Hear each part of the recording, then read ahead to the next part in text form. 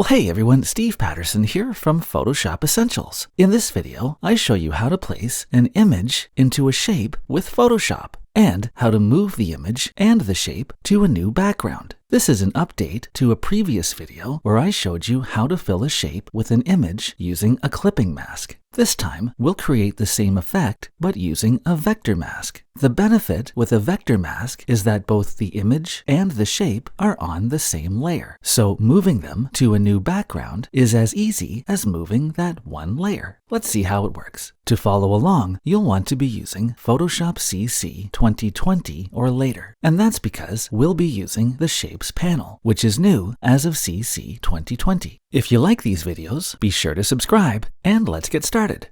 Start by opening the image you want to place into your shape. I'll use this image from Adobe Stock. Then to choose a shape, open the Shapes panel by going up to the Window menu in the menu bar and choosing Shapes.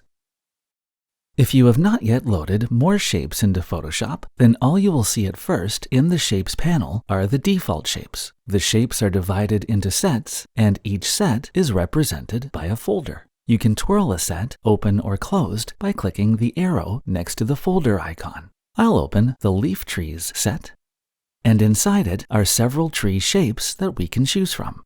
By default, the Shapes panel displays large thumbnails, but you can make them smaller by clicking the panel's menu icon and choosing Small Thumbnails. We also have some animal shapes, some boat shapes, and some flower shapes. Now, it may not look like there are many shapes to choose from, but there are lots more shapes available. To load them, click on the panel's menu icon and choose Legacy Shapes and More. Then twirl open the Legacy Shapes and More folder, and inside it are two more folders. Before we look at them, I'll make my Shapes panel longer so we can fit more shapes inside it. If you twirl open the 2019 Shapes folder, you'll find hundreds of shapes to choose from, all of which are new to Photoshop. And the All Legacy Default Shapes folder is where you'll find all of the shapes from previous versions of Photoshop. The shape I'm looking for is in the Legacy Default Shapes folder, and it's the heart shape. To draw a shape from the Shapes panel, click on its thumbnail to select it, and then simply drag and drop it into your document. And Photoshop draws the shape for you. Don't worry if the color of your shape is different from mine. It won't make any difference once we've filled the shape with our image. We don't need the Shapes panel anymore, so you can close it by clicking the double arrows. To resize the shape, click and drag any of the free transform handles. You can also drag inside the free transform box to move the shape into place. There's no need to get the size or position of the shape exactly right because we'll come back and adjust it later. So just move the shape to roughly where you need it, and then click the check mark in the options bar to close Free Transform. In the Layers panel, the shape appears on its own shape layer above the image. To turn the shape into a vector mask, open the Paths panel. Now, in a moment, we're going to delete the shape, but this will also delete its path outline. And we need the path to create our vector mask. So before we delete the shape, we need to make a copy of the path. Click on the shape's path and drag it down onto the Create New Path icon. A copy appears above the original. Then switch back to the Layers panel, click on the shape layer, and drag it down onto the trash bin. Don't try to delete the shape by pressing the backspace or delete key on your keyboard because you'll delete the path we just created. You need to drag the shape layer onto the trash bin for this to work. And now the shape itself is gone, but the path outline remains in front of the image. To convert the path into a vector mask, go up to the Layer menu, choose Vector Mask, and then choose Current Path. And just like that, the image is now inside the shape. In the Layers panel, we see the image and the vector mask on the same layer, and the link icon between them means that they are linked together.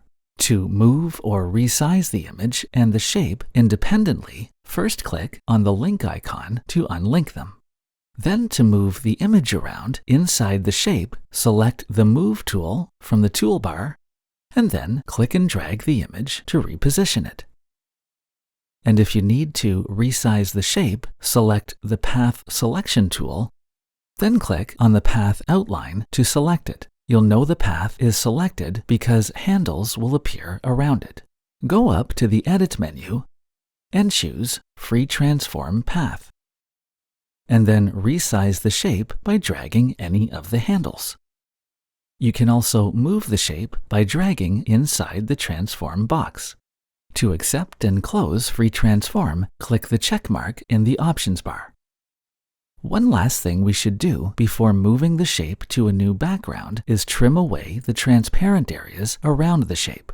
To do that, go up to the Image menu and choose Trim. Then in the Trim dialog box, make sure Transparent Pixels is selected at the top and that top, bottom, left, and right are all selected at the bottom. Then click OK. And Photoshop trims away the extra space. Let's finish up by learning how to move the image and the shape to a new background. Open the image you want to use for the background. The image will open in a separate document. I'll use this image from Adobe Stock. Then switch over to the Shapes document by clicking on its tab. And in the Layers panel, link the image and the vector mask together by clicking in the empty area between them. Select the Move tool from the toolbar, and then click on the image and drag it up onto the tab of the background document. Keep your mouse button held down and stay on the tab until Photoshop switches to the background image. Then drag down into the document. But before releasing your mouse button, press and hold the Shift key on your keyboard. Release your mouse button, and then release the Shift key. Photoshop drops the shape into the document, and the Shift key centers it in front of the image. Finally, let's add a stroke around the shape. In the Layers panel, click on the Effects icon at the bottom and choose Stroke from the menu.